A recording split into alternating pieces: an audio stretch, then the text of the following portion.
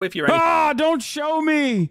I hope Sean doesn't show me this Stellar Blade trailer because it's going to trigger me to no end. This fucking stupor. That's it.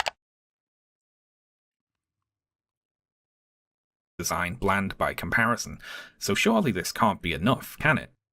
Oh no. What's happened here then? It seems we've got some discourse to take a look at. So, where did all this come from? Well, later on the 30th of March, Mark Kern posted a tweet showing the offending sentence from the IGN France article, alongside a picture of the same woman mentioned in the article, who was scanned to provide Eve's character model, as well as a picture of the CEO of ShiftUp's wife, who also works at the company. So this is a classic gotcha, isn't it? The article says Eve is like a doll sexualized by someone who has never seen a woman, but look, here are some women who worked on the game, which contradicts that assessment. Very good. It is undercut somewhat, though, by the fact the IGN France article does talk about that Korean model, in the very next paragraph in fact, saying, quote, Shin Jae-yoon, the poor Korean model serving as the character's model, is lost under layers of clumsy plastic modifications that make her unrecognizable both in body and face. So this tweet from Mark Kern doesn't really work all that well on that front, does it? Eve was based on a real woman doesn't work as a retort to someone who acknowledges her design was based on a real woman, but dislikes it in part for not resembling that woman. In fact, this tweet only works as a retort if you specifically do not include the context that the IGN France article talks about Shin Jae-yoon, which Mark Kern, of course, does not. Now, many of these videos are just people reading out this tweet from Mark Kern and having a big old laugh about how IGN France doesn't know Eve is based on a real woman, which of course they do, because they talk about her.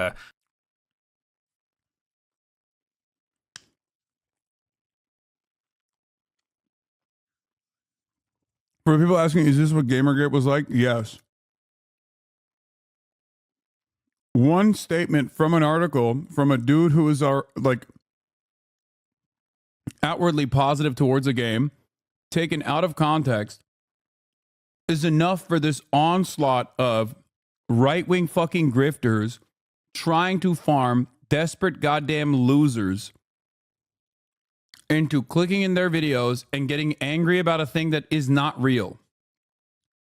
Gamergate was significantly worse than this because there's a whole litany of death threats associated with it too.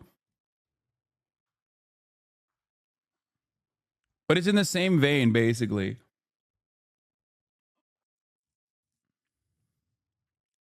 But these YouTubers don't know that because they didn't go and read the article. All they've seen of it is this one sentence from Mark Kern's tweet. This tweet by Grump seems to be going viral currently. It's at over 50,000 likes and almost 2 million views after a day. And that because it embarrasses IGN and two of the arguments they made. It says, so IGN calls the Stellar Blade protagonist a sexualized doll and says the creator's never seen a living woman. And after that, showcasing the not real doll, as IGN called her, and then the creator's wife, who's also simultaneously an artist on the team. So apparently IGN was too lazy to do even the most basic research on the game before publishing such disrespectful statements. And yes, so IGN calls Stellar Blade protagonist a sexualized doll and says the creator has never seen a living woman. So, as you see, IGN spreading lies, as of course the mainstream always does. And this is only going to get worse because of the left-wing lunatics that are out there. Because once again, there is no research or nothing being shown. This is why people are calling this out right now. Because it's quite literally a model. This is quite literally a real-life person this is based on. And I always find this to be kind of a stupid take because this is the model the game is based on, being motion captured here. It is very much based on real women.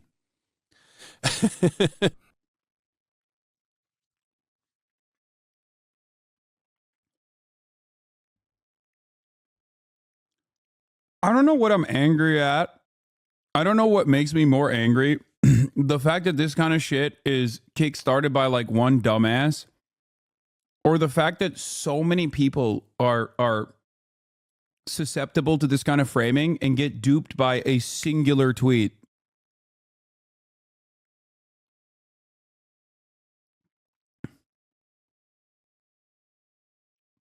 I don't know. I just like it. It's so frustrating to see this. Now, Kern's tweet was one way into this discourse. Some other YouTubers were instead reading out this article from boundingintocomics.com, which makes the same mistake as Kern, saying, further, while Eve herself may be a fictional character, her appearance is not, instead being based on a full one-to-one body scan of real-world South Korean model Shin Jae-yoon. In light of both their ignoring of these facts and their blatant attempt to insult Kim, that's the CEO of Shift Up there, both Asola and IGN France soon found themselves facing a massive wave of backlash from the general public regarding their lack of journalistic integrity. Which, one, is very funny talking about journalistic integrity while accusing IGN France of ignoring something that they did in fact talk about, and two, is very funny claiming there was a massive wave of backlash from the general public about this. Yes, they were This is why I gave up a long time ago trying to address some of the commonly held criticisms around someone like myself. I was wrong. 2 mistakes I made in my career was 1, openly admitting to being anti-capitalist, and 2, ever thinking that people actually gave a singular shit about the truth.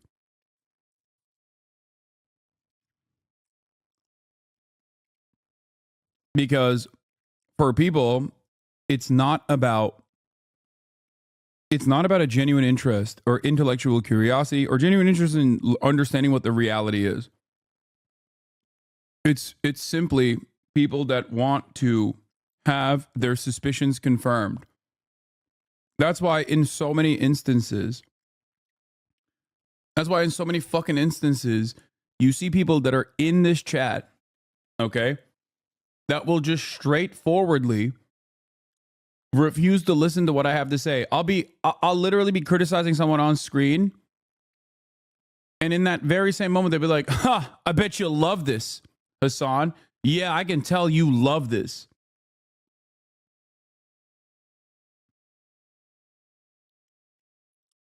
I mean, we saw this during election night when so many people came in and were like, "Oh, I bet you're crying right now." And I was like, I'm not. I knew that this was going to happen. I said that this was going to happen. And I was already upset no matter who won. And yet people were just like, nah, you're seething. You're seething.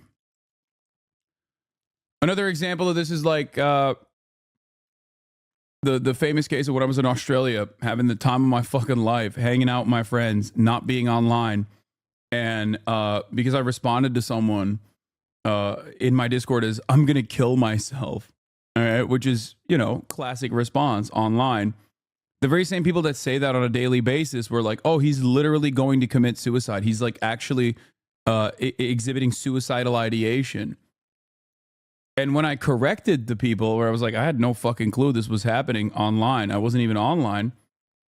People were like, nah, you're just lying. Nah, you're just lying, dog. Remember when you almost killed yourself because your view counts were down? It's like, no, I don't, because that's not a real thing. But it doesn't matter. It does not matter. Because the truth does not matter. What matters to a lot of people is how many YouTube essays we can make debating whether or not your favorite content creator has good vibes or not. The actual interpersonal relationship in that moment from fucking 5-10 years ago is completely inconsequential. What is more important is the narrative that you can lead on Reddit. And people would openly rather just continue along with a falsehood than to actually understand what the truth is. And when faced with the direct evidence that their narrative is incorrect, they just double down on it.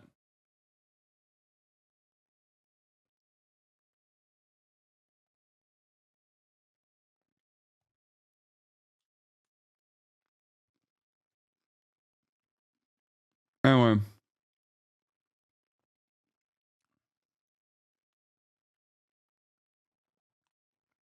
When I watched you debate that drama tuber looking for a video, I knew you were right, but disappointed you engaged with this guy who's clearly farming for a YouTube video. The guy had to take a break to watch his own YouTube video mid-debate for talking points, but I was still mad at you for engaging with the drama YouTuber. Yeah.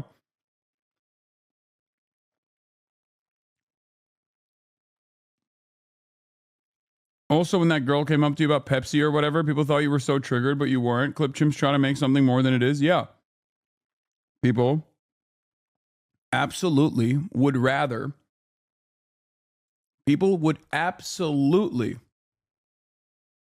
rather have their own preconceived biases reinforced than to develop a better understanding of what the fuck's going on. That's it. Marching in the streets of Paris, weren't they, about this article? Do you hear the people sing? We demand IGN France acknowledge that Eve from Stellar Blade on the PS5 was based on Korean model Shin Jae-eun. Even though they did. Now, the third way that YouTubers got into this discourse was by copying each other's videos. Like, look, he's just nicked his thumbnail and all. Some of these videos were commentary videos, you see, and by commentary videos I of course mean they watched a video that someone else made and paused it occasionally and said, yeah. Yeah. And I always find this to be kind of a stupid take because this is the model the game is based on, being motion captured here. It is very much based on real women. That's big-time internet streamer Asmongold putting his personal touch on this discourse by sitting in the corner there and watching this other video on the channel Yellow Flash Productions, which covers both the tweet from Mark Kern and the article on boundingintocomics.com. The video of Asmongold's stream, posted on the channel Asmongold TV, got 8 layers of falsehood with something of no material importance whatsoever, by the way. Because the other side of the story is the patently unserious nature of this conversation. What if IGN actually was mad at the titties? Who fucking cares? You know what I mean? Who cares? Even if it was 100% correct, even if Grums was absolutely correct that like they were seething, who gives a shit? Just play the fucking game, dumbass. Why can't you just enjoy the game on its own? Why do you have to imagine some woke libtards being owned somewhere, okay? In fucking France, of all places, too. You know, a nation state known for its unique approach to feminism in general.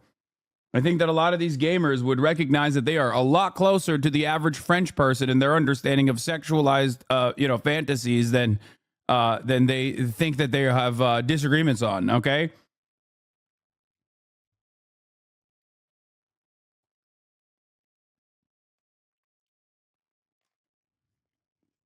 got nearly 1 million views, more than 10 times the views of the video he was watching, but don't feel bad about that. Asmongold is just watching someone read out something someone else said about something they didn't do any research about. It is lazy bastards all the way down today. Lazy and liars as well. Let's take a look at a couple of these thumbnails. This one from the channel Manix has a fake quote from an IGN Twitter account that says, in all caps, "Don't buy this game." This one also shows up in the thumbnails for videos on other channels, like these ones. There's also fake review scores in there, pretending IGN gave the game a score of 3 out of 10, which, I mean, it wasn't even out yet, and they hadn't reviewed it. They gave it a 7 when they did review it. The channel Dread Roberts has a video with a thumbnail that proclaims, "They want this game to die," in all caps, along with the quote, "She's a whore." Like, this is so unserious, dude, imagine.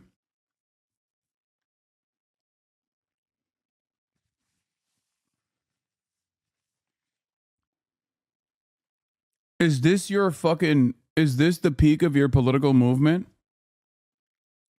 Like, even if this was real, even if IGN wanted this game to die, really? That's what you want to associate with? On your deathbed, that's what you're going to remember? The conquest you engage in? The fact that it's not real and it's simply just like right-wing hysteria that people associate it with and people just like ran along with makes it even worse. But also, even if this was a real thing, even if IGN actually had come out and was like, "I fucking hate this game, I hope it dies," treating this like your own personal 9/11 is just like, how bored are you?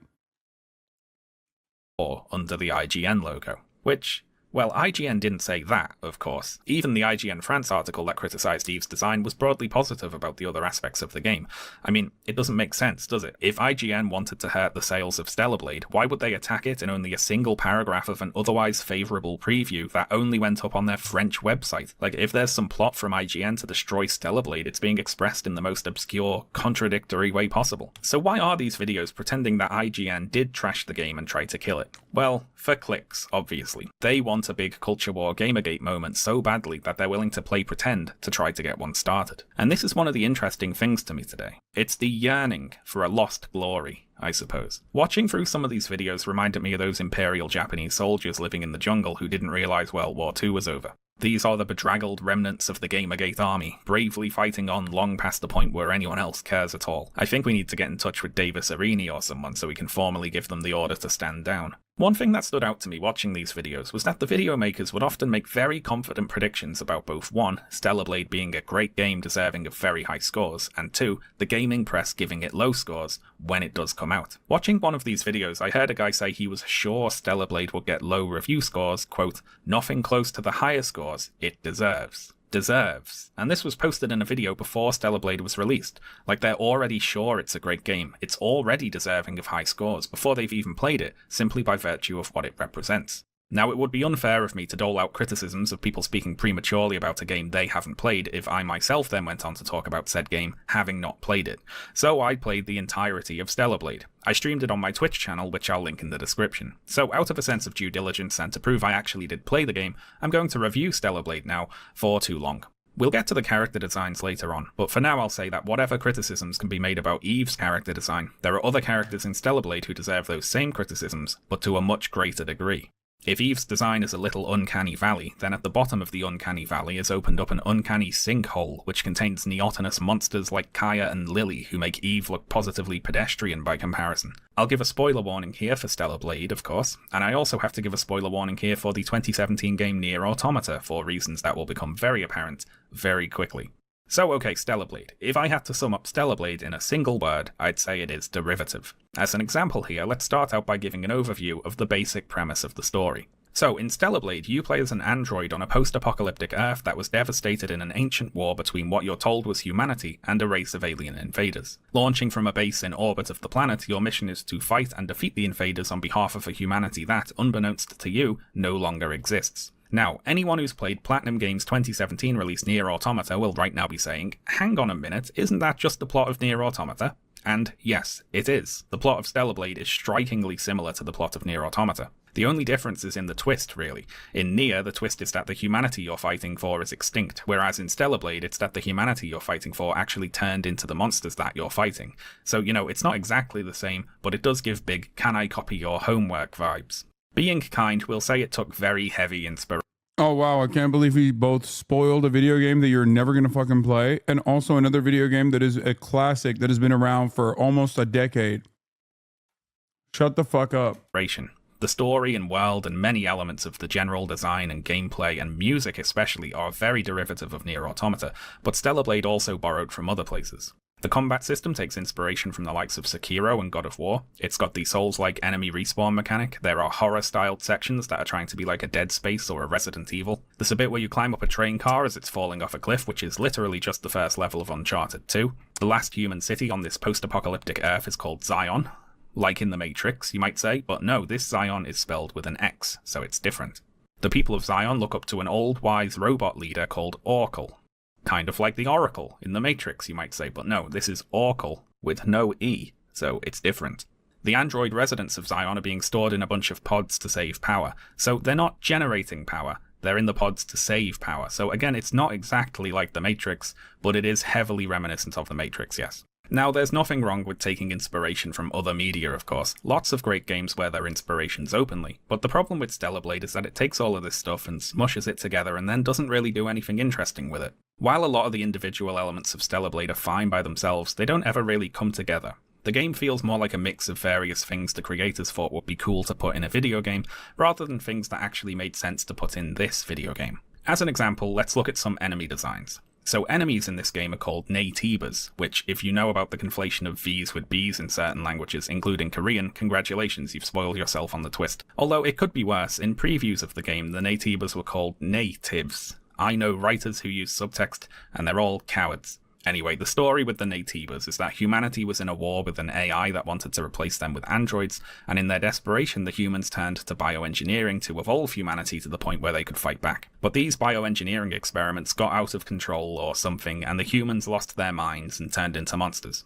So that's the setup, but let's take a look at some of these enemy designs. Some of them look like big insects, some of them look like mutated statues, some of them look like squids, some of them look like robots, some of them look like different sorts of robots with fleshy parts hanging out, some of them look like giant beasts, some of them look like organisms controlling a human host, some of them look like zombies, some of them look like fungal growths or spores or something. One boss looks like... Look, it's not like a fucking game changer by any metric. It's just like a bubblegum ass game, a 5 out of 10 ass game. That's it. It looks nice. There's sexy ladies in it. And ultimately, it's the same old shit. Which leads me to believe that a lot of people simply did not like Horizon Zero Dawn, not because of its repetitive gameplay, but because the main character wasn't fuckable enough.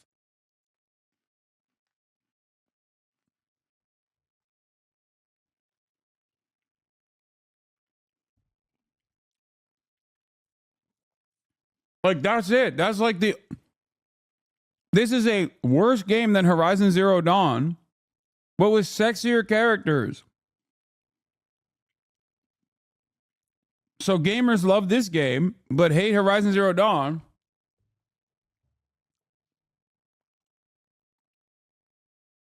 So it must be, you know, the fuckability metrics not actually hitting for a lot of these horn dogs, which once again blows my mind that people are not more embarrassed to openly state that.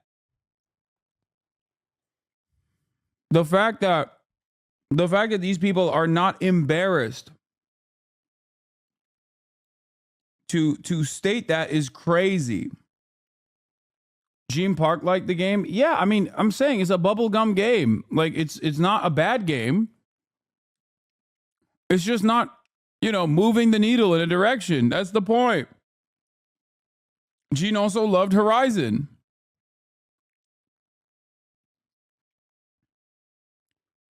I personally am not a big fan of like killing mechanic enemies, which is why I, you know, while I played the first Horizon game, I didn't actually play the second. Like Zero Dawn, I didn't really play.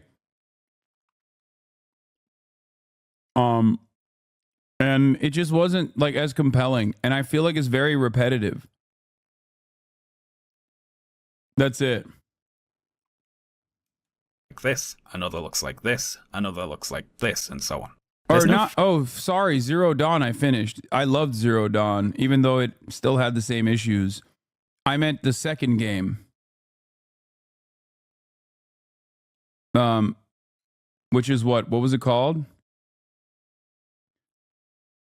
Forbidden West, yeah. Theme to these enemies. They seem like a collection of designs inspired by other games and media. Bayonetta, Half-Life, Metal Gear Solid, Ghost in the Shell, Final Fantasy, and whatever else. Did you like, by the way, in Final Fantasy VII, when the final boss had a wing on only one side of his body? Because if you did, all of your Christmases have come at once, I'm happy to tell you. I think they ripped that design off about 6 times. And now, don't get me wrong, a lot of Stellar Blade's enemy designs are fine in isolation, but they're used absolutely thoughtlessly in the actual game, with either zero or very thin reasoning for what you're actually fighting to be designed the way it is, or located where it is. A lot of these designs were peppered throughout the world seemingly at random. Stellar Blade's music is another example of this. I quite like a lot of the game's soundtrack actually, but I disliked and sometimes couldn't stand the way in which it was used in the game. A lot of the music is fine, but whether or not any track actually matched the part of the game it was used in felt like it was random chance. For instance, the underground horror sequences with jump scares and scary monsters and so on have any tension whatsoever completely evaporated, because for some reason they sound like this. I confess I'm disappointed with a lot of mainstream game reviews that rank each aspect of a game with a numerical score, but never consider how the different elements of the game work together. Like, absurd example obviously, but Stardew Valley has a great soundtrack for a relaxing farming sim, but Stardew Valley's soundtrack would not be a good soundtrack for Alien Isolation to have, or vice versa, I suppose. You know, even though it would be the same music, it would be a bad soundtrack because of the context it was being used in. It's an obvious point, but you have to consider the whole package and not just each element by itself. The combat in Stellar Blade can be fun. All the parrying, evading, and executing Eve's flashy special moves can be pretty cool when everything comes together. There's the bones of a good combat. You can tell he's woke because he's playing the most like covered up version of this character. Sean didn't appreciate this game because there's titties in it. I'll say it. He should have been playing on hard difficulty, which is when the character is naked. You want this game to fail. System here, but unfortunately the game has an issue with balance that more often than not undercuts the fun. The problem is the game has a very flat difficulty curve. Enemies at the beginning of the game are mechanically just as hard as enemies at the end, and there isn't really much difference between fighting any of the bosses in terms of skill either. The game increases the difficulty by simply turning up enemy HP and damage values, but this just has the effect of making the later game feel like a bit of a slog, as you spend a long time whacking away at enemies that are by this point trivial to beat mechanically, but can have what feel like arbitrarily enormous health pools. From Software's Sekiro is a good comparison here. My fucking least favorite aspect of video games is bullet sponge, which reminds me of the second Horizon game, which is what people say always is like, hey, if you want to actually truly enjoy the combat in that game, you have to play it in hard difficulty.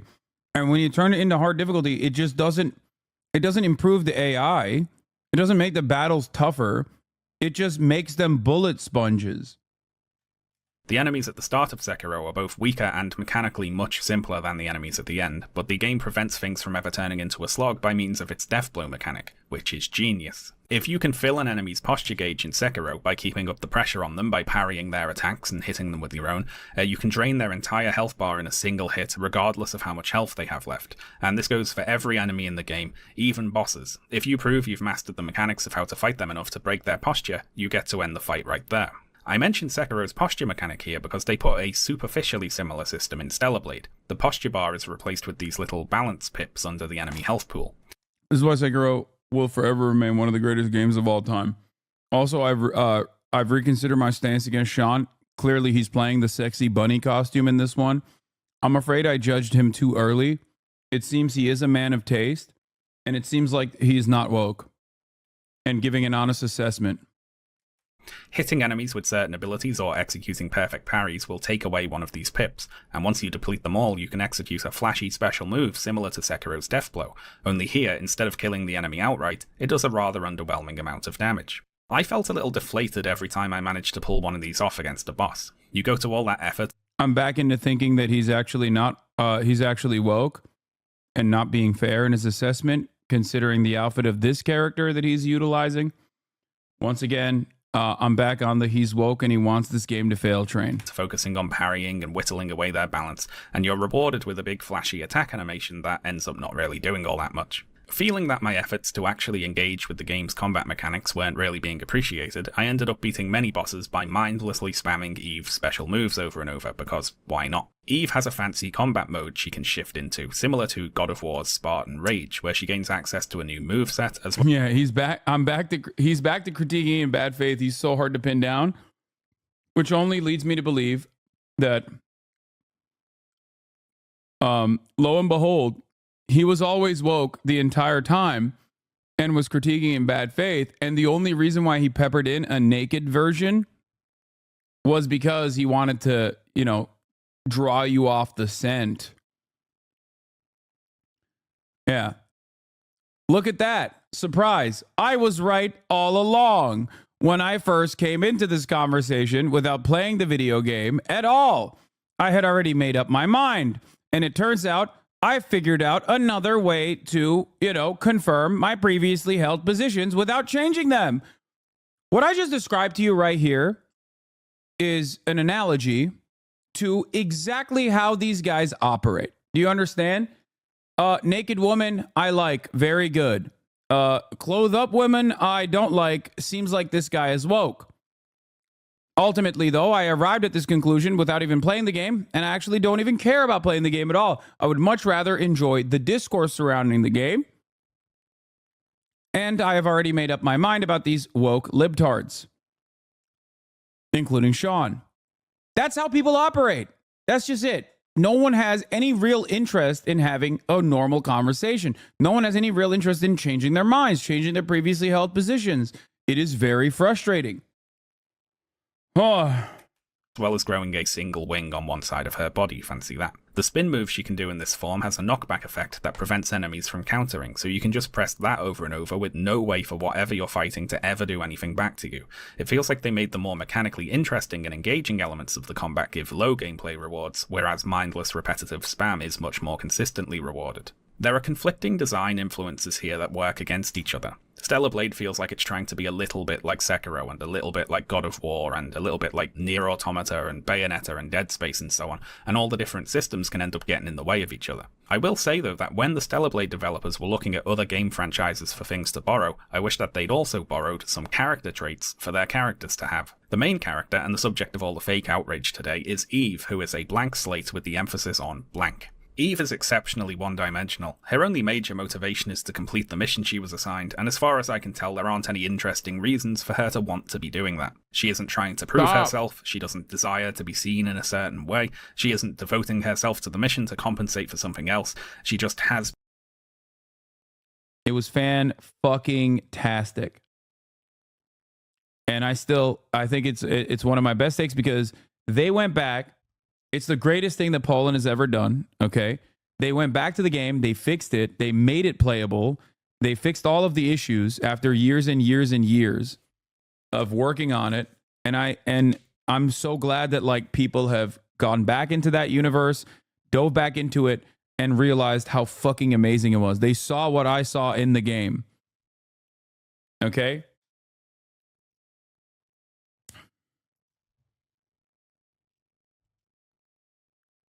Moon just played it and rated it a 9.9. Yeah. It is a perfect game. It is a perfect game. Even when it was imperfect and even when it was fundamentally broken, I could see exactly what the game was supposed to look like if given a little bit more time to ferment. Okay? Oh, so fucking good. So many options, so many pathways, so many parts of the lore that are just like that left me wanting more. You know what I mean? It left me wanting to play more of it. I wanted to dive further into the normal corpo life, like normal existence of being a corpo. You know what I mean? Yeah, it did need a little bit more polish. Some of the machines have developed feelings and personalities, and you go on to meet whole societies of machines who are emulating human philosophy and politics and religion. And this recontextualizes both the characters and the player's relationship with the enemies in the game. They don't always try to kill you, chat. and you don't always have to kill them. And when they do try to fight you, it isn't always out of some mindless antagonism. Sometimes they fight you because they're scared of you, or out of religious fanaticism, or in defense of a society that they see you as a threat to. And all this plays into the twist with the humans being gone, of course, because while humanity, the biological beings, might be gone, humanity, the concept, is everywhere. And if that's the case, what does it mean for our characters to be fighting on behalf of humanity when their enemies are often acting more human than they are? Stellar Blade is like Nier Automata if the mindless killbots really were mindless killbots and never had anything interesting going on. And now you might say, Sean, are you really going to criticize Stellar Blade for copying so many things from Nier Automata, but also criticize it for not copying more? And I am, yes. If they're already copying so much, they should have just gone all in and copied this bit as well, because it's the most interesting bit. Outside of the main story, there are various side quests in Stellar Blade, and while a few are kind of interesting, most are unfortunately of the go to this place you were before and get me a thing variety. Nothing about the area you're sent back to changes or updates on these fetch quests, they're literally just busy work to pad the game's runtime. For example, an NPC in Zion called Barry asks you to get him some bottles of wine from a shop located in a ruined city that you'd visited previously. Now, because the game's fast travel system is area specific, getting back to that city involves heading to the nearest phone, fast traveling to your ship, talking to Adam to select a leave, picking your destination from a list, going to a phone at that location, fast traveling to the point Starfield nearest the shop, running to the shop, getting the bottles of wine, and then teleporting back to Barry. Now, if you think that sounds boring, then just you wait. Completing Barry's wine quest unlocks another quest where another resident of Zion says that they saw Barry had some wine, and now they too would like some wine. So can you please go and get them some wine? Now, where is this wine located? Well, in the exact same place you just got the wine for Barry, of course. So back to the phone, back to the ship, back to the city, back to the next phone, run to the shop again, pick up the wine again, deliver the wine. The exact same Starfield's best as Starfield's best fucking quests were not the main line. Okay, as always, classic Bethesda. I'll stand by that. Like the war, the war that you wage between the factions as you go, as you have like a full blown choice of whether you can, whether you can align yourself with the Crimson Fleet or what was it, the fucking Navy or whatever. Like that is literally better. Like that's 10x better than the actual mainline quest. The mainline quest sucked so much ass. Thing you just did all over again. Stellar Blade's level design is, well, it's kind of a blast from the past, I guess you could call it. The game is divided into linear corridor levels and 2 large open areas. Multiple of the linear levels contain claustrophobic sections set in sewers and other enclosed areas, and the 2 more open zones, the desert and the wasteland, are, as you can imagine from the names, sparse stretches of terrain without much interesting going on really. In a bygone era, you might chalk this sort of thing up to technical limitations, ones that shouldn't really exist on the PS5. I guess it's nostalgic level design, if nothing else. I actually have a theory that a lot of the elements of Stellar Blade poked gamers of a certain age right in their nostalgia zones. The game reminds me a lot of a certain type of anime-inspired hack-and-slash game from the early 2000s that got praised for its flashy combat animations but criticised for its weak story and characters. But also, who really cares about that because you're clearly not here for the story or characters, are you? Something like Chaos Legion or Bujingai, The Forsaken City. Games that nobody has thought about for 20 years. But I know there's some people watching this video who are seeing this gameplay and saying, oh, I think I remember playing that on the PlayStation 2 when I was like 10. Stellar Blade is at its core just one of these. It's like one of these games got put in a time capsule 2 decades ago and then they unearthed and released it today. Now, to clarify, Stellar Blade is not the worst game in the world by any means, and it's not some huge crime for a video game to be a bit mediocre. Not every game can be the best game ever made, can it? But on the other hand, it is certainly not going to be this big cultural reset industry shift moment that the Gamergate remnants seem to expect it to be. It's just not that good. Ultimately, I'd say Stellar Blade is less than the sum of its parts. A lot of those parts are fine in isolation, it just never really comes together to form anything all that interesting. To use a cliché food metaphor, it's the difference between a meal and a bunch of uncooked ingredients. And Eve's character design is just another of those uncooked ingredients, I'm afraid. I've got no big problem with Eve's design myself, in a vacuum, but like a lot of the other elements of the game, it feels very arbitrary. One of the questions I had when deciding to play through Stellar Blade was, does it ever matter what Eve looks like or is dressed like in terms of either her character or the story she's in? And after having played it, I can say that the answer is no. What Eve looks like never really matters in the universe of the game. She doesn't know that she looks like this, and it doesn't suit what little there is of her personality for her to look like this. Eve is straightforward, serious, mission-focused. She's never flirtatious or irreverent, so she wouldn't be getting dressed in a bikini to go into battle, obviously. Ditto for the other female characters in the game. They don't know that they look how they look, and how they look never matters. And this lack of connection between how... Like, even that alone, a lot of people were mad at Hideo Kojima for being a gooner with Quiet, but, like, there was at least some kind of, like, tongue-in-cheek story reason for it, right? Like, it's a fully flushed out game. That's the difference. How the characters look and how the characters act feels like another outdated element of Stellar Blade. I recently played the second part of the Final Fantasy VII remake, and in that game the characters travel to a resort town and go to the beach, and since they're at the beach they dress in swimwear, and the game uses that occasion to show you some character interactions. Cloud gets flustered when he sees the ladies, Barrett gets embarrassed wearing his sailor suit, Tifa and Aerith ask Red how they look, and in trying to compliment them he compares them to animals, because he's an animal and he doesn't understand how human beauty works. Again, not saying it's Shakespeare necessarily, but how the characters look and are dressed at least exists as a thing that is acknowledged and could matter within the universe. Literally bare minimum, by the way. Of the game. How the characters are dressed is being used as a way to show the audience more about them. Yeah, Metal Gear Solid 5 was not fully fleshed out. I know, chat. What, you think I don't fucking know that? I'm the #1 Kojimbo dick rider. And even then, a non-fleshed out forced video game that ends up literally having a second act that is a copy paste of the first one is still infinitely better than this. Well, not this, but infinitely better than Stellar Blade. That's the point. Their personalities. And I hadn't really thought about it, but I suppose at some point I got used to games that allow you to change outfits, acknowledging what you're wearing in some way. In Breath of the Wild and Tears of the Kingdom, for example, characters will react to the different outfits Link wears, as well as if he talks to them while only in his underwear. And there's also certain places in the game world that Link can only access if he's wearing certain outfits. In Skyrim, the NPCs will comment on the armor set you're wearing, or tell you to put some clothes on if you walk around naked. It might not seem like much, but all this helps build the sense of the characters actually existing physically in the game world as people who can see one another, and not just as names interacting in a script.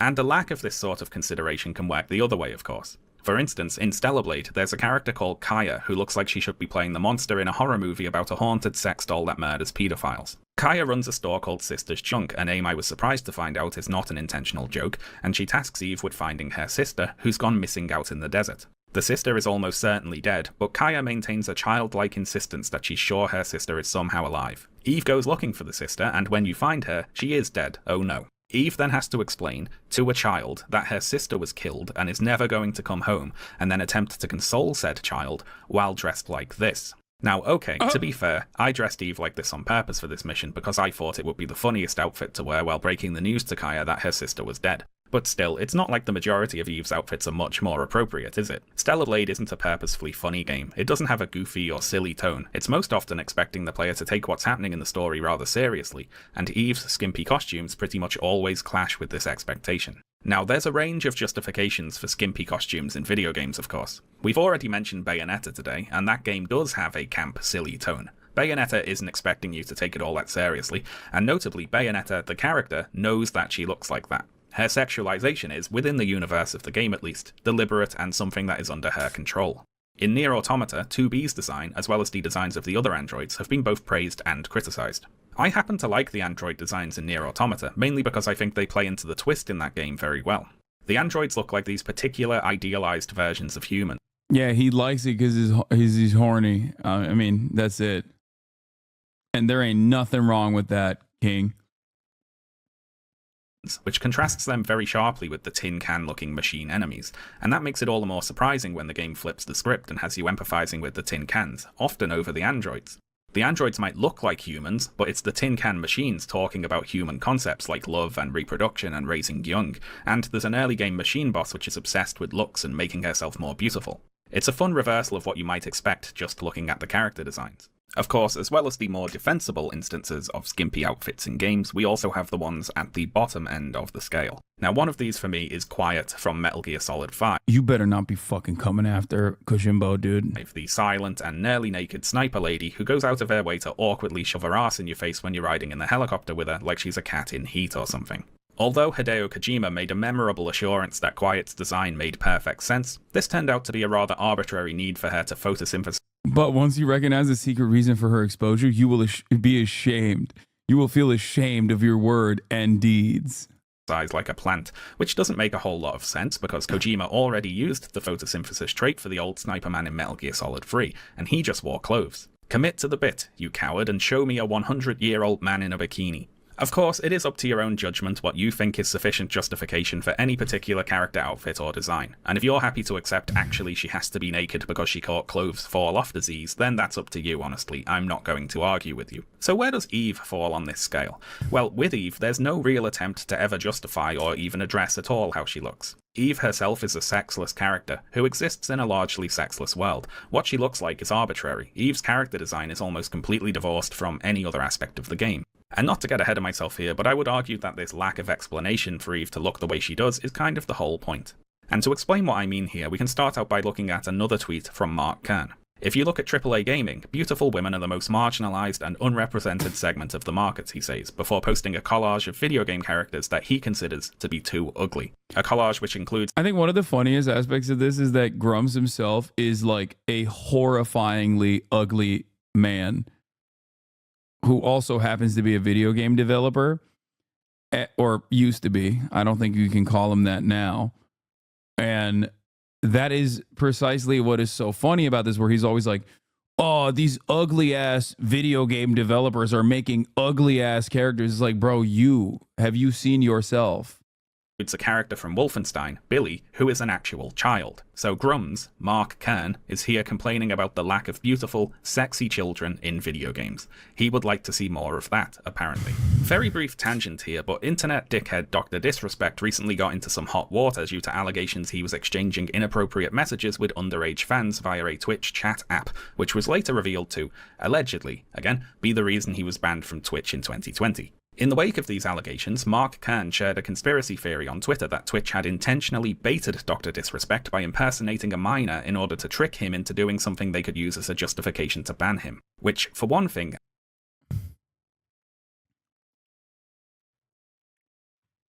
isn't that the entire basis of like the pedo hunters, by the way? That's obviously not what happened, but it's like crazy that he's like, oh, dude, they baited him. They baited him by behaving like a minor. Like, that's just what fucking, Chris Hansen does. Isn't that? Oh, my God. Oh, dude. Oh, God. This man is like 56 years old, by the way, which is, holy fuck. It makes it so much sadder. I'm not sure why Twitch would engage in a conspiracy to fabricate a reason to ban one of their biggest streamers, but even if they did, I'm not sure it would be all that exonerating, would it? What sort of person can be, quote, baited by someone impersonating a minor on the internet? Or indeed, what sort of person would even describe such a thing as bait? I'm not saying anything. I'm not making any allegations. Anyway, tangent over, back to this silly internet post. Firstly, of course, this is an example of cherry picking, isn't it? We've already talked about the ladies from the Final Fantasy VII Remake today, for instance, one of the biggest games of the year. But I know the response will come. That's a game from Japan, isn't it? They haven't fully caught the woke mind virus over there yet. These are all examples from Western game companies. To which I'd respond first, Mark Kern didn't say Western, he just said AAA, so nah. But also, this is just another example of cherry picking. We've already talked about Baldur's Gate 3 today, for example, with everything going on in that game, and that was made by a Belgian company. And the Witcher series, for instance, has an array of conventionally, or even more than conventionally, I think in-universe, sometimes magically beautiful women with romance. There's also a shit ton of American games, like Western, at the heart of Western creation, that have like sexy ass characters in it. It's very stupid. Plots and sex scenes and whatever else, and that's made by a Polish. And there's also disfigured, horrifying monsters in Japanese games. company. Like, what are we talking about? These are games made by Western game developers that make Stellar Blade look tame by comparison. They have romance and nudity and on-screen sex and whatever else. Stellar Blade doesn't have any of that. Anyway, the cherry picking in this image even extends down to the individual characters. For instance, taking a still from a stylized animated trailer featuring Apex Legends Lifeline rather than showing her in-game character model. Many of the characters also just are unarguably conventionally attractive. I guess Senua from Senua's Sacrifice made it on here because she's shouting. I have no idea what Jessie from Control is doing here, and I have a lumbering suspicion that many of these characters ended up on here simply for not being white. I mean, Billy Lurk from Death of the Outsider just looks like a fashion model or something in that picture.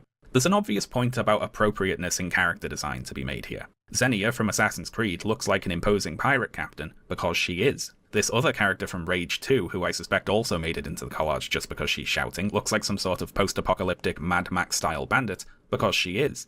These characters look like what they are. The now classic example of appropriateness in video game character design is this Twitter post from 2021 complaining about Sony's apparently masculine-looking female protagonists. Pick from the game on the left, fan made on the right. Higher fans lol, says the poster. The picture on the left shows Aloy from Horizon Zero Dawn, and the picture on the right shows an Uncanny Valley Photoshop job of Aloy with a full face of makeup and perfect teeth. So for those who don't know, Horizon Zero Dawn is set on a post-apocalyptic Earth where all Hire this man, please. modern human civilization has been destroyed, meaning it would be extremely bizarre for Aloy to look like she does on the right there. She's a hunter who lives in a mountain. I do think when this shit was popping off, I did think that this was like actually a very resilient, overt example of porn addiction. I think like these guys are coon brained. Like I think they actually do have porn brain. Guy watching Zone of Interest being like, why are the characters not fucking sexy, dude? What the fuck? Why are the fucking Nazis not hot?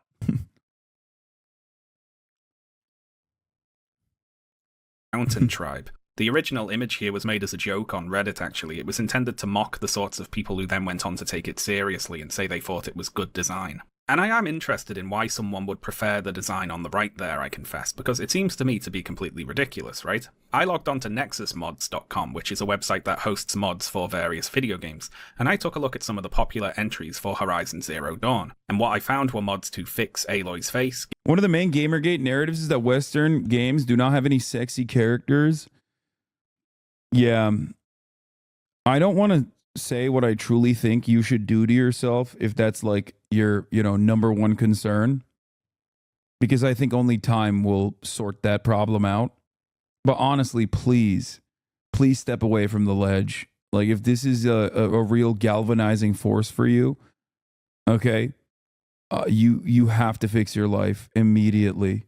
Give her whiter teeth, make her outfits more revealing, or even outright remove her clothing altogether. Now, I confess I thought it would be more difficult to find these sorts of mods in the list, but they're some of the most popular ones there. If you search by the most downloaded mods of Like the nude mods and shit, that actually is classic. Gamers have been doing that in perpetuity, okay? They've been doing that forever. It's still weird, but they've been doing that. all time, Aloy explicit outfits. I just don't understand. Like, why don't you just, why don't you just go jerk off? I don't get it. It's Aloy nude mod and Aloy explicit outfits 2 are all there, and they've all been downloaded hundreds of thousands of times altogether. Unless you think this is just random base smut, Aloy explicit outfits comes with a small passage of fanfiction justifying itself, and I quote, "Story thus far. When Aloy was an outcast, she had trouble finding all materials for crafting her outfits. Even after she began adventuring, that curse lingered on. So whenever Aloy gets a new outfit, parts are often missing, explicitly showing her nude body. Oh well, what can Aloy do but continue on?" That's a narrative justification for nudity worthy of Hideo Kojima there. So, what's the point of fixing Aloy's appearance by changing her face, giving her makeup and skimpy outfits and so on? I'm going to go ahead and make the assumption it's not because they believe it makes any sense from a narrative or character perspective for Aloy to be walking around talking to people with her kit off. And the latest version of this fixing of female characters' appearances is even worse. They're even doing it to Angela from the Silent Hill 2 remake, a character who was a teenager traumatized by a lifetime of physical and sexual abuse. It's not just nonsensical in this example, it actually runs totally counter to the text of the game. The root cause of this expressed desire for all women in games to look like bikini models, regardless of if it makes sense or not, is usually suggested to be simple mindless horniness, right? Juvenile masturbators who want all media to resemble pornography all the time. People say, oh, you must be playing one-handed, not every woman has to be designed to give you an erection, things like that. But I think this is oversimplifying it a little. Discounting any hypothetical, actually mindlessly horny. Yeah, I mean, it's mindless horniness, but it's also about controlling women and desperately trying to claw back this forgotten time that they've created in their minds where like women were dominated. And that's what it is. It's about enforcing your will upon those who have wronged you. A lot of these guys have had their brains broken. Okay? They've gotten their brains broken and they personally believe that like women are responsible for all of the wrongs in their experience, all the wrongs in their immediate development, and they have to engage on a path of vengeance. It's vindictive. They must dominate. They must control women's bodies. They must force women to be an object of their sexual desires. Horny people who really are objectifying these characters for the purposes of sexual gratification, there is a stone-cold, sober, unhorny objective here for the rest of the sad gamer men. And what it's really about for them is two things, I'd argue. It's about nostalgia and control. I got thinking about these mods because with their arbitrary, seemingly nonsensical objectification, they remind me of Stellar Blade, of course. A mod that makes it so Aloy is running around the snowy mountains in a swimsuit makes about as much sense as many of Eve's outfits in Stellar Blade. And the fact that it does not make sense is important, as I said before, because it signals and amplifies the objectification of the character. The less sense it makes for a particular character to be presented in that way, like if there is nothing in their character or the story that justifies it, the more clear it is that the only reason they are being presented in that way is to appeal to a particular audience. The objectification functions as a sign above the door that says, "This was made for you. You are the assumed default audience here." And this is really the desire of the regressive gamer boys, to once again be the assumed default audience for video games. They don't want to have their own desires portrayed as merely one option among many. They want their own desires to be the default, like it was in the past. More traditional conservatives might complain about having to press a button to select their own language on a telephone, and what we've been talking about today follows a similar logic. The rose-tinted past that the Gamergate crowd are nostalgic for is one in which all gamers were assumed to be straight men, and if women were there at all, it was to take their clothes off. There's a close association between young cis-het men being the assumed default video game audience and the objectification of women in games, one with roots not just in how many video games used to be designed, but also how they were advertised and talked about in the gaming press. If you're of a certain age, you might remember the way video game magazines used to be, assuming all gamers are straight men and women are sex objects used to advertise the games. Video games and other nerdy hobbies are sometimes seen as an escape from a misogynist, toxic masculinity for sensitive boys who are above that sort of thing, but that's not always the case, is it? Nerdy hobbies can be every bit as objectifying and exclusionary as any others. A lot of this sort of advertising portrays games not as an escape from traditional masculinity, but as another avenue to reaching it. Play this game to get the girl, to be a tough guy, to prove you're not gay or whatever. I don't know how much I'd commit to saying the roots of Gamergate were in this sort of environment, but at least one root was probably dangling somewhere nearby. This era is what the Gamergate crowd see as the gold. God, Duke Nukem was such a dumbass game, bro. God damn, Duke Nukem. Golden Age. This is what they want to return to. So I would argue that the point of fixing female characters' appearance I'm so fucking old. To make them more objectified is much less about the simple desire to see a sexy lady, and more about changing the products those characters feature in into something that appears to have been designed as if they were the exclusive audience. What they want is to be pandered to. Objectification is just the way they see that pandering being conveyed, and if the developers choose not to pander to them by objectifying their female characters, they have to fix it. So it's less about jacking off and more about trying to transport themselves back in time to when games were just for them and Crash Bandicoot had 4 sexy girlfriends. Now, if all this sounds like a bold claim, let me see if I can justify it with another example. You see, running alongside this very one-sided discourse cycle about Stellar Blade were various other one-sided discourse cycles related to Supergiant Games' early access release of Hades 2, which came out in May of this year. This is the sequel to Hades, which came out in 2020, which is literally the most bisexual game. Hades did a lot for bisexual visibility and bisexual representation. I think.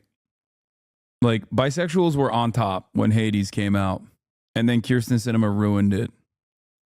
Which is an absolutely excellent roguelike action game with a brilliant story and characters and character designs. I really like Hades. It's one of the best games I've played in the last few years, and I'm very excited about the full release of Hades 2 when that comes out. If you've not played Hades, go and give it a go. Now, for those who don't know, Hades is a story set in the underworld of Greek mythology, and as such, Greek gods and mythological figures make up the cast of characters. The early access release of Hades 2 introduced some previously unseen characters to the cast, as well as showing some updated character designs for the returning characters. Of course, the fake Outrage clickbait merchants on YouTube watch every new game release like a hawk, looking to see if they can brand a game either woke or anti-woke to get a desperate little discourse cycle out of it. And let's look at a few they managed to toss off for Hades 2. So first up is Hephaestus. This time around, the game doesn't only promote gender ideology, it also goes out of its way to promote racial and body diversity as well. I mean, why would a god be in a wheelchair? Yes, because I'm sure gods are just fat, frumpy weirdos who can't fucking walk and have to travel around in wheelchairs, even though they can control anything about anyone. They have to be in wheelchairs because they can't walk. Yes, I'm sure that makes perfect sense in your absolute small brain, low IQ head of yours. I'm sure. Yeah, only high IQ people have high enough IQ to be like, I saw a character in a fucking wheelchair, and that actually made me very frustrated. I will not look into the actual fucking Greek mythology and the canonical reasons as to why this character is actually in a wheelchair. I will instead talk about how high IQ I am. The higher IQ I am, the more I shit on people in wheelchairs. Or he does. But the wheelchair? He's a god. Hephaestus is a god. Why is he in a wheelchair? So much of this is just stupidity, by the way. Like, so much of this is just Dunning-Kruger being fucking stupid and creating a hug box where, like, there are enough stupid people around you so it doesn't fucking matter that you're stupid. No one checks you in this situation. And if you are laser focused on this style of content and there's a steady flow of garbage coming out always, you won't even accidentally encounter Sean's video or even someone like myself who would be like, what are you talking about?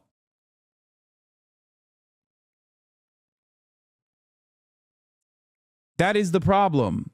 There are so many people who are just like confident in their rhetoric and incredibly dumb. And plenty of other incredibly dumb people tune into that to feel good. Wheelchair. But these are some of the characters here, and obviously all of the games journalists are soy-facing over this because of the fact that now they have a Greek god in a wheelchair. I'm really glad to see everybody pretty much calling this shit out and saying how fucking ridiculous this is. So yes, Supergiant Games had the temerity, the gall, to put a god in a wheelchair. What sort of a god would need to be in a wheelchair? Now this video is long enough already, so I'll try not to belabor. Like, all you needed to do was just Google it, man. To be like, Like, even if they actually put a god in a wheelchair and it wasn't like canonically accurate, why are you so fucking bent? That's the question. But also, once again, you don't even need to ask that question because there is a canonical reason for it. Okay? But because you're so laser focused on DEI narratives that you look at the most bisexual, diverse game of all time and its second version of it and immediately laser focus on DEI. They're Greek gods, man. They're gay as fuck. What are you talking about? Why are there so many examples of this where there are so easily dismissible criticisms? Just one fucking second of Google would allow you to immediately understand that maybe I'm being primed in this direction for no reason. That's what frustrates me the most. Aside from the bigotry, the endless well of bigotry that people are tapping into, okay, which is very frustrating in and of itself, it's actually the stupidity because it spells trouble for the future prospects of this country and the world in general, okay? It's just no one fucking cares about the truth. No one cares about intention. No one cares about nuance. No one cares about context. No one cares.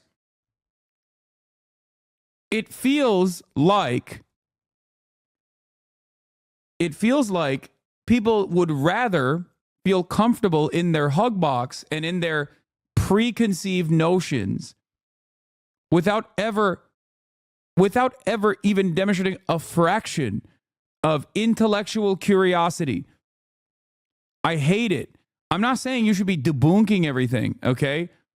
But like this is a telltale sign of our own willful ignorance, our own our society getting stupider and fucking stupider year over year.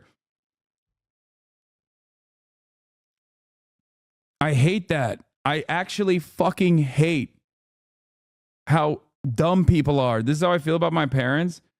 I hate how dumb people are, and I hate how confident they are in their stupidity. Labor the point, but firstly, Hephaestus is the ancient Greek god of blacksmiths, carpenters, craftsmen, and the likes. He makes things, basically. He's also described as limping on account of having a lame leg, which in different tellings either caused him to be cast. You could do this about, I'm sorry, because Asmongold is just basically repeating everything that he gets from his subreddit, who is, and the subreddit is filled to the brim with like a bunch of people who just follow Grums and all these other fucking dumbasses. You could do this about every single Asmongold video, pretty much. It's just like incredibly easy to Google shit. It's like bottom of the barrel, incredibly easy to Google shit that would destroy this fucking narrative in a fraction of a second. And yet, seemingly, no one fucking cares. And when faced with the reality, okay, when faced with that reality that like people are wrong, no one even goes, oh shit, maybe I got duped. At least back in the day, I feel like people would go, oh man, I think I got duped here. Here, I'll give you an example. Dr. Mike Israetel. He is, at the very least, a skeptical person, right? I think this was on camera when he asked me about AOC changing her description on her Twitter. If you recall, he was like, so let me ask you something. Did you see the AOC thing? And I was like, I knew exactly where it was going. And I said, oh, did you see the AOC thing where she took off her pronouns from her bio? Did I get duped on that? Or was that a thing that happened? And I said, no, she had actually changed her description a couple years ago, but people actually fucking ran with that narrative as though it was recent. And like there are multiple different ways of tackling that, but at least like Dr. Mike Israetel had a healthy dose of skepticism there, even though he had seen a narrative online being repeated over and over again. He at least was like, one, able to see through it and had like some degree of skepticism that he demonstrated. And also, he very quickly went, oh, okay, I guess I was duped on that. People have completely lost the plot. Most people don't do that. Okay? Most people do not do that. Most people don't come at it with like, am I being duped by this thing that I saw, this prevailing narrative online? Okay? That's all you need for a lot of people. If you want to bring them back to like reality, that's all you need to do.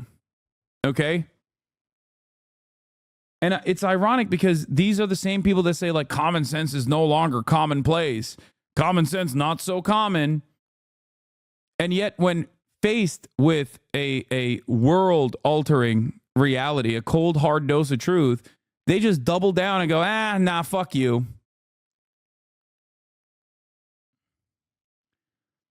When you say that most people, do you mean most people online or in reality? Unfortunately, as time goes on, online is becoming reality. It has the capacity to change and alter the way you see reality. It's very frustrating. We need to still maintain skepticism. You say that, but when people like Asman make a dumbass video like the one Hades, it gets 2 million views and that's the narrative, even if it's not real. I know. And it's very frustrating to me. Not because like, it's frustrating to me twofold, okay? It's frustrating to me for two different reasons, okay? It's frustrating because on the one hand, well, like you got shit like this. Time for a spicy one. Hades and Hades 2 definitely has woke elements. However, aren't we the side that just wants to see good games that are also non-predatory? These games are fucking awesome. It's always been, if the game is good, I don't really care. Exactly. Usually it's bad because the woke is getting in the way of making it good, and usually characters are, oh, they're so close. They're so fucking close. They're so close. Supergiant makes good games, and to my knowledge, while they might pander to games journals with the inclusivity stuff, oh, they're so close. But the point I was going to make is this, okay?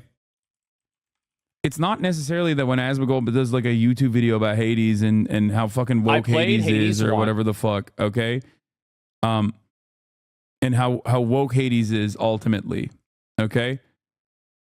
And how many views it garners. What's frustrating is people don't personally recognize that like there is an answer to these questions. Okay? There's an answer to these questions, and yet people do not care about the truth. People do not care about like why people make these decisions. And it makes me so mad because you can't convince people that are primed into believing a certain thing. So here, we watched it. When this happened, the Adpocalypse was a great example of this, right? It was a month-long smear campaign created by a group of people that were butthurt that they were banned from the fucking platform, okay? Directed by like a person that was butthurt that they were banned from the platform, who's, you know, say unimaginably, ruthlessly toxic shit on a regular fucking basis. And then they went to advertisers. They mass spammed advertisers. It didn't work, but it didn't matter. Even when it didn't work, people were still running along with the Adpocalypse narratives. Okay? Look at this. Ludwig will protect his girlfriend Hasan. I like how Ludwig goes over Hasan a few seconds like he isn't 95% of the reason. Issue with Ludwig is the vanilla fence sitter. Like, they move on to the next thing instead of addressing the issue head on and maybe recognizing that, like, yeah, I guess we were wrong. I guess, like, the Adpocalypse didn't actually happen. It doesn't matter. We'll find another thing to get mad at in the process. And the thing that they got mad at was like Ludwig protecting his girlfriend Hasan. I didn't even know he had made this video, right? Every new talking point in this process is yet another point of misinformation that now has to be addressed. I saw someone blame you for allowing Ludwig to stream a fucking fighting game tournament earlier on Twitch, completely unrelated to anything on screen.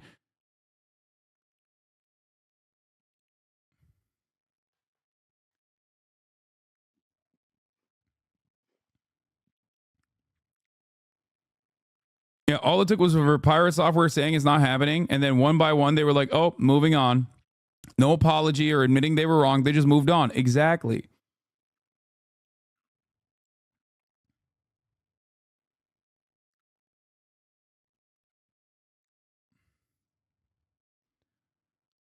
And it's sad. It's a sad state of affairs. And I don't just say this because I'm like very commonly placed as the I'm very commonly in the crosshairs of this kind of mobilization because a lot of these dumbasses end up portraying me as the villain of their world, right? I represent everything that they fucking hate and despise. But I want these people to be happy, okay? And constantly feeding into this cycle of despair and depravity is not going to make you happy, okay? You are just losing your humanity in the process. And not only are you losing your humanity in the process, you're also just like living in an alternative plane of existence. And it's very fucking annoying.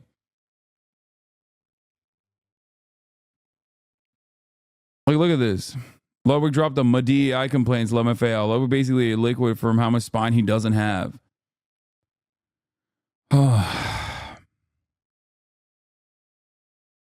Like everyone's just like shitting on fucking Ludwig. What the fuck did he do? He's basically done nothing, you know?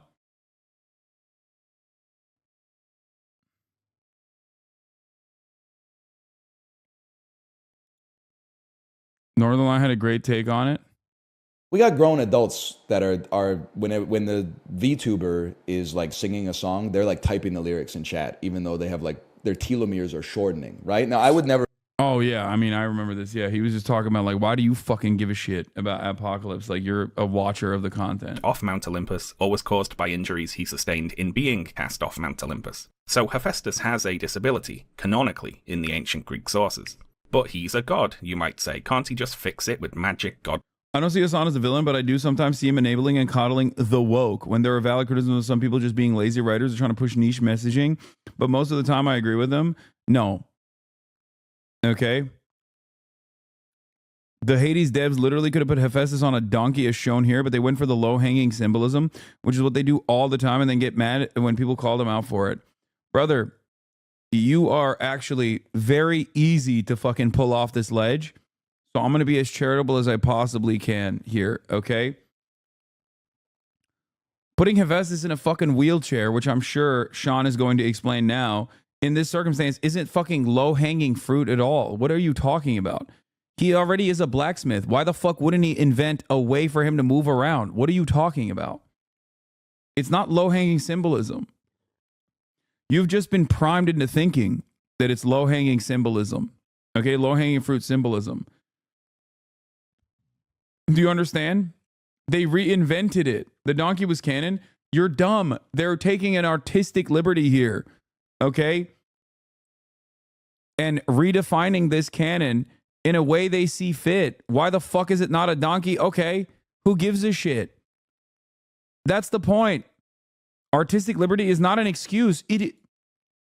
Artistic liberty is not an excuse, chatter.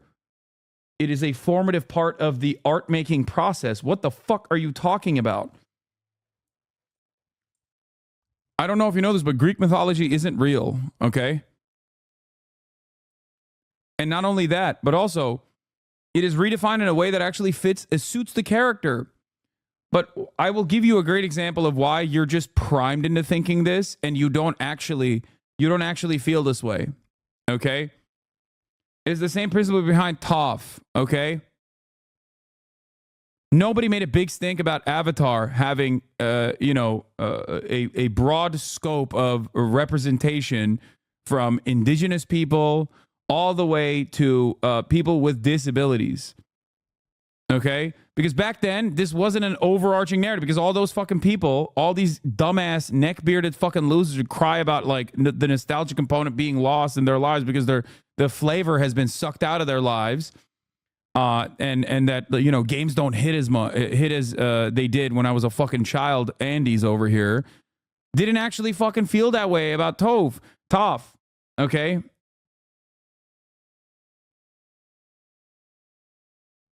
That's the problem with the woke. Don't tell people how to feel while getting mad when you say the chuds tell you how to feel. What are you saying? There is no woke. There is no the problem with the woke. You're always going to lose the young male vote. Brother, you are a fucking intellectually deficient moron if you think this has anything to do with fucking politics, or if the end all be all of your politics is you saw a person in a fucking wheelchair. Okay?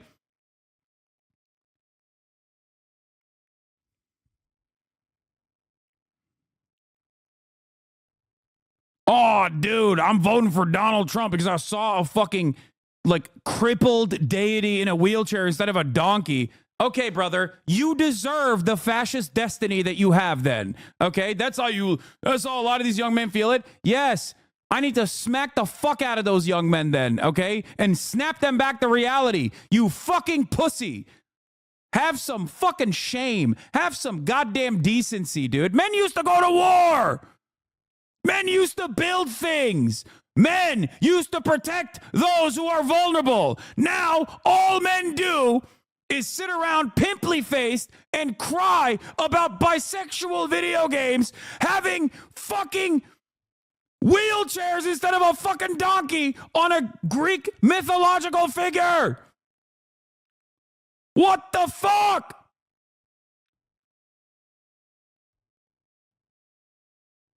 You are a deeply unserious person if you want to tie this back to like what men are being afraid of or what men are sad about. This is all men see. Jesus fucking Christ. I saw pronouns in a video game and that's why I'm voting for Trump. What a fucking stupid way to openly admit that your existence is so pathetic and fucking meaningless. You're openly saying you're a dumbass. You know that, right? You're openly saying you're a weak person. That you don't have any sort of empathy or no like moral rudder. Nothing guiding you. No moral compass whatsoever. See, your mods didn't even show the rest of the argument. That's not how anything works. My mods aren't stopping something, okay? Isn't Hephaestus the one that forges weapons? I don't think I've ever seen him depicted in a wheelchair until Hades. I read the Aeneid in Latin. I still don't remember the wheelchair. Wikipedia says nothing about him being a wheelchair either. It's only Reddit and Steam talking about the backstory of the wheelchair. It would be more accurate to have Hephaestus crawl around. This would explain his great arm strength to forge the weapons for gods. You understand that that is your own personal artistic interpretation in this situation. Okay? As I said, those men see it as a microaggression. Microaggressions? Now we're talking about men and the microaggressions that they see? Shut the fuck up, pussy, is what I say to these people who are crying about a microaggression. And the microaggression is seeing a person, a character in a fucking wheelchair. God damn. Have some fucking backbone, dude. I can't believe you're trying to make a broader fucking argument about how this is the reason why men are right-wing now. What the fuck? How do you not see? You just snap out of it. How do you not see that you're being a fucking ginormous pussy? Okay, be a man. Be a man! Stop being a fucking pussy! I saw someone with a disability visibly, and it hurt my fucking feelings. That's a microaggression for me. An able-bodied man? What do you mean? That makes no sense. And I saw it in a fucking video game that is going to be played by globally 1 to 10 million total fucking people. Okay, what are you talking about? You think this has any fucking bearing on the political outcomes of American society? Holy shit. We are so far removed from any sort of materialist understanding of the fucking world that we're talking about video game characters like the third most important character in a fucking video game.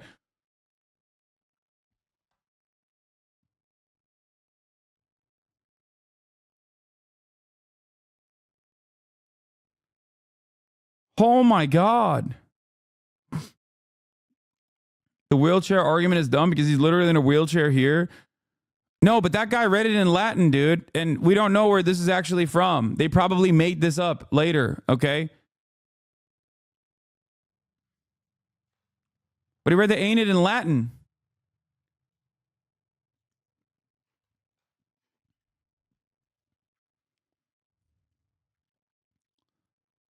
I swear to God, we need to do a fucking jobs program, federal jobs program for all young men immediately. Instantly. They need to stop. This is ridiculous.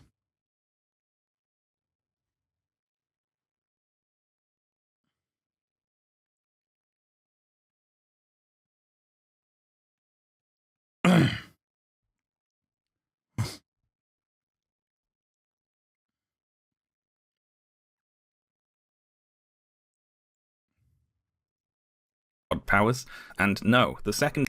I hate this permanent victimhood, dude. Holy shit. Permanent victimhood.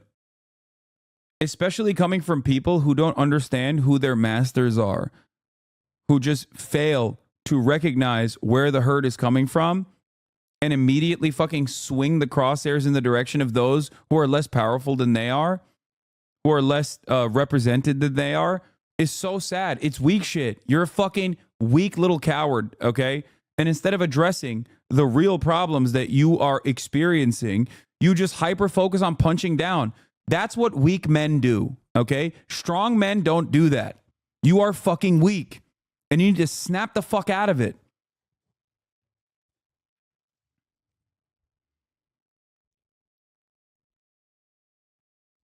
It's so, like, where is the shame? I don't understand. Society's already designed in a way where you are disproportionately fucked if you have any sort of disability, let alone a visible one. And these guys who are able-bodied are fucking crying about the minor representation that is also, like, canonically adequate as far as the artistic interpretation goes. Like, that's crazy to me. Okay? You are a weak person. You are a weak-willed and weak-minded person. But you can be strong. Okay? You can become strong. But this way of thinking is actually leading you to become a weaker person. Okay? Stop punching down.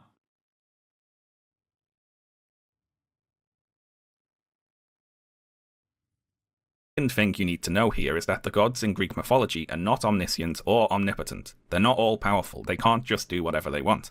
Now, of course, this combination of a god who both has a disability and is a great inventor has given rise to modern portrayals of Hephaestus as having created mobility aids for himself. It's sort of an obvious way to portray the character, right? So obvious, in fact, that it was obvious to the ancient Greeks, who portrayed Hephaestus in a wheelchair. He made himself a winged I should have just played the fucking video. God damn it. Chariot thing with wheels that he used to travel around, and some depictions of Hephaestus have him using this wheeled chair. So the depiction in Hades 2 of Hephaestus in a wheelchair is totally fine, accurate to some ancient Greek. Even if this didn't exist, it still doesn't make sense. It's still, it's like getting upset about that is still stupid. I just want you to understand. Greek depictions even. I don't want to be too mean to Asmongold and the other whiny gamer boys here, so I'll just say, read a book sometime. You ignorant, snivelling worms. Or even do a basic Google search before you turn your mic on and just start saying whatever old shit off the top of your head. It's embarrassing. Anyway, that was Bullshit Hades Discourse number 1. Who's up for Bullshit Hades Discourse number 2? This one had to do with the design for Hestia. So, in Greek mythology, Hestia is the elder sibling of Zeus. Where's Mr. I read ain't it in Latin? I'm a black man, but I understand white supremacy systems very well, but your view to not see how small details over time inflame the majority, and your approach is why marginalized groups end up in a state of Sisyphus. Exactly my point. You are just as reactionary as the right. Didn't even let the video play. Dog, I'm sorry. I think you're too stupid to understand what just took place. Okay? First of all, I don't give a fuck what your background is, okay? Your stupidity is universal, regardless of whether you're black or white, okay?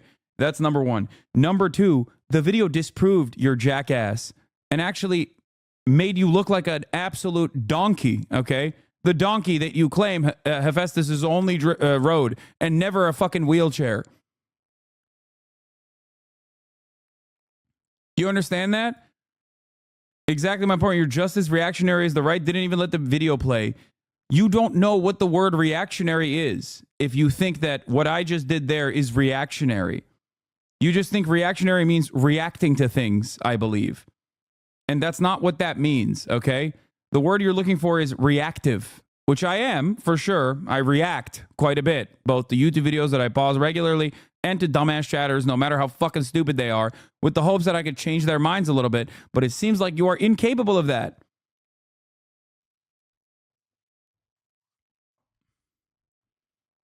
The video actually disproved your Aenid reading ass, okay? Oh, I read Aenid in the original Latin. I still don't remember the wheelchair. Wikipedia says nothing about him in a wheelchair.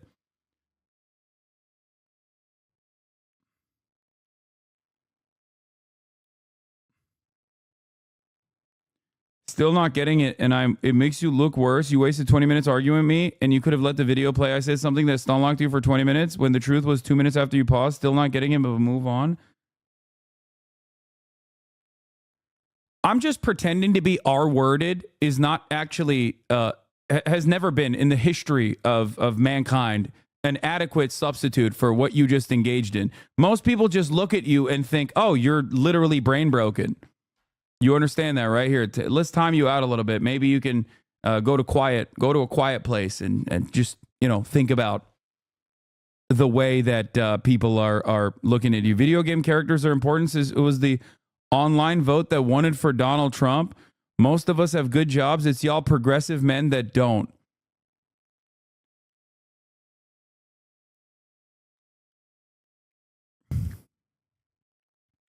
Bro said trying to educate me makes you the bad guy. I know. This is American individualism right here in display. Okay, this is exactly what the fuck I was yelling about. This is the through line of Sean's video and my anger and my resentment for what society has become. Okay? That person, objectively wrong in every aspect, has, instead of looking at why he was wrong and saying, you know what, my bad. It turns out I think I just, I just fired from the hip there. My bad. That's what normal people are supposed to do. That's what I do when I'm wrong about something. I apologize, okay? But instead, now the conversation turns into one surrounding me trying to be like, here's why you're wrong, and here's why it's not that big of a deal. But no, he has to smugly double down and just be like, well, I guess my idiocy allowed you to be derailed for 20 minutes.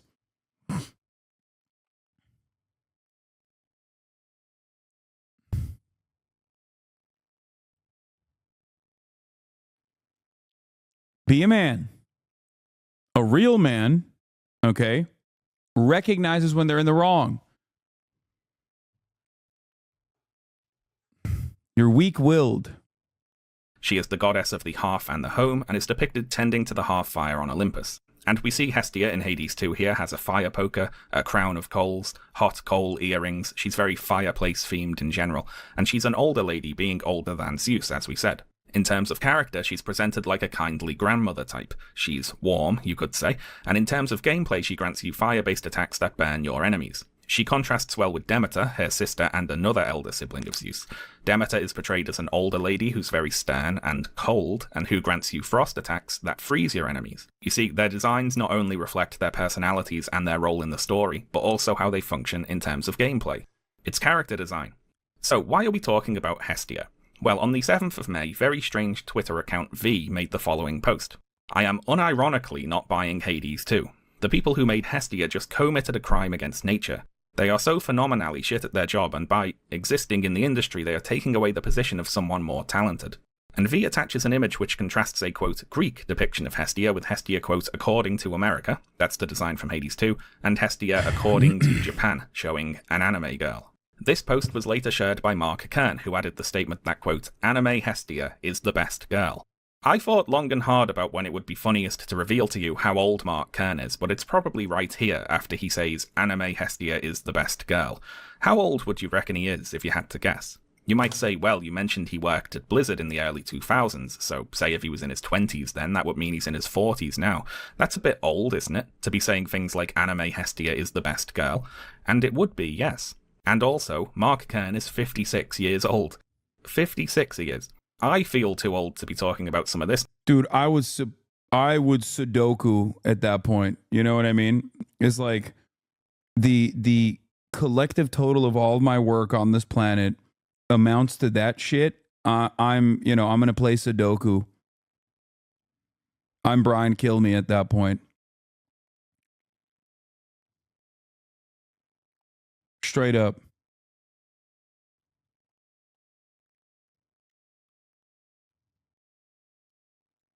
Nonsense, and he's old enough to be my dad. Anyway, who is this best girl Anime Hestia? Well, she's a character from Danjon ni Dei o Matomaru no wa Machigateru Daroka, aka Danmachi. In English, is it wrong to try to pick up girls in a dungeon? Probably. Out of another sense of due diligence, I watched a few episodes of this anime, and I can report back that it's your standard, shallowly horny fantasy thing. If you want a one-sentence review, Danmachi, it's as generic as they come. There you go. The world of Danmachi